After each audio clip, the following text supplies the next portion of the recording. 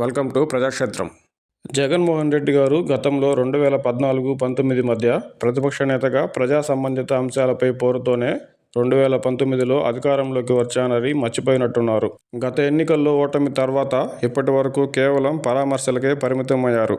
ఆ పరామర్శల్లోనూ బాధిత కుటుంబానికి భరోసా ఇవ్వడం పక్కకు పెడితే, జన సమీకరణతో రాజకీయంగా నిలదొక్కునే ప్రయత్నం కనిపిస్తున్నా, నేరస్తులకు అండగా ఉన్నారనే ఆరోపణలు, అప్రజాస్వామిక నినాదాలతో వివాదాలను సృష్టించుకున్నారు.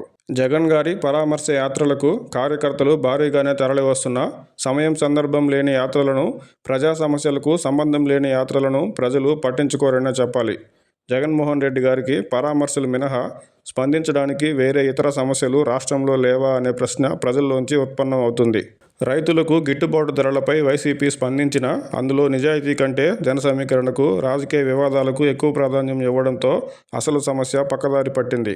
గతంలో వైసీపీ హయాంలో ఇసుక, మట్టి తవ్వకాల్లో అవినీతి వ్యవహారం తెరపైకి తెస్తారని అనుకున్నారో ఏమో కానీ, ఇప్పుడు కూటమి నేతలు ఇసుక, మట్టి తవ్వకాల్లో భారీగా చేస్తున్న అవినీతి భాగవతంపై వైసీపీ నుంచి పెద్దగా స్పందన లేదు.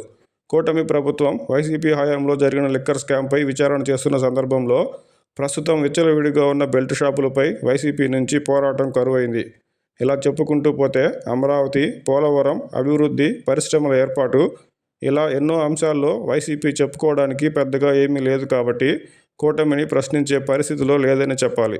ఇక మిగిలింది సంక్షేమ పథకాల అమలు. కాస్త ఆలస్యమైన కూటమి ప్రభుత్వం పథకాలను అమలు చేస్తుండడంతో వైసీపీ సూపర్ సిక్స్ పథకాల అమలుపై కేవలం మీడియా సమావేశాలకే పరిమితం అయింది. గతంలో వైసీపీ తీసుకున్న నిర్ణయాల్లో ప్రజలు తిరస్కరించిన వాటిని గుర్తించి, వైసీపీ నిర్ణయాలను ప్రజా అనుకూలంగా సవరించుకుంటూ, ప్రజాస్వామ్య పద్ధతుల్లో ప్రతిపక్ష నేతగా జగన్మోహన్ రెడ్డి గారు ప్రజల సమస్యలను గుర్తించాలి. గతంలో ప్రతిపక్ష నేతగా జగన్మోహన్ రెడ్డి గారు ఏ విధంగా వ్యవహరించింది, ఎటువంటి సమస్యలపై పోరాడింది గుర్తుకు తెచ్చుకొని, ఇప్పుడు బాధ్యతాయుతమైన ప్రతిపక్షంగా ప్రజల పక్షాన నిలబడితే ప్రజల్లో కోల్పోయిన నమ్మకాన్ని కాస్తైనా తిరిగి సాధించగలరు.